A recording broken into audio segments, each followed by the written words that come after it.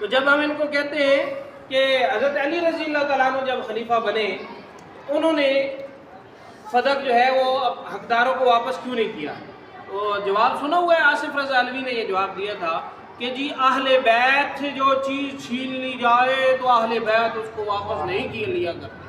یعنی یہ ایک جذباتی جملہ بول کے اہل بیت کی شان اتنی ہے کہ جب ان سے کوئی چیز لے لی جائے تو پھر وہ اس کو واپس نہیں لیا کرتے.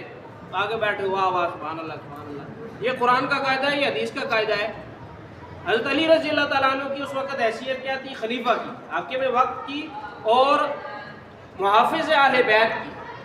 اور یہ جو فدق حق تھا یہ حضرت علی کا حق تھا، یعنی دعویٰ جو تھا وہ حضرت فاطمہ کا تھا نا، اور پھر آگے ان کو کس کو ملنا تھا؟ حضرت فاطمہ کی اولاد کو. حضرت علی کا کام نہیں تھا کہ کوئی مظلوم تھا اس کا کسی نے حق لیا ہوا تھا چھینا ہوا تھا وہ اس کو واپس کر دیتے.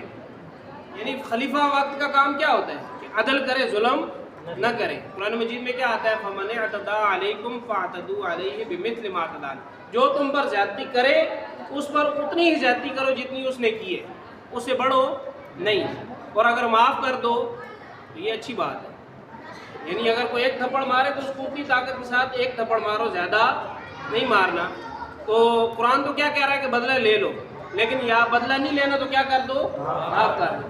اب یا تو حضرت علی نے حق دلایا یا پھر کیا کر دیا؟ اگر انہوں نے معاف کر دیا تو پھر تم کون ہو؟ تمہارے امام نے اگر معاف کر دیا تو تم کون ہو؟ خواہ. اگر ایسی بات تھی کہ اہل بیت چھینی ہوئی چیز کو واپس نہیں لیتے، تمہارے نزدیک تو ابو بکر عمر عثمان تینوں نے علی کی خلافت بھی چھینی تھی. حضرت علی نے وہ تو لے لی. ان کے نزدیک یہی ہے نا کہ ابو بکر نے علی کا حق کھایا ہے خلافت والا، عمر نے بھی کھایا ہے اور عثمان نے بھی.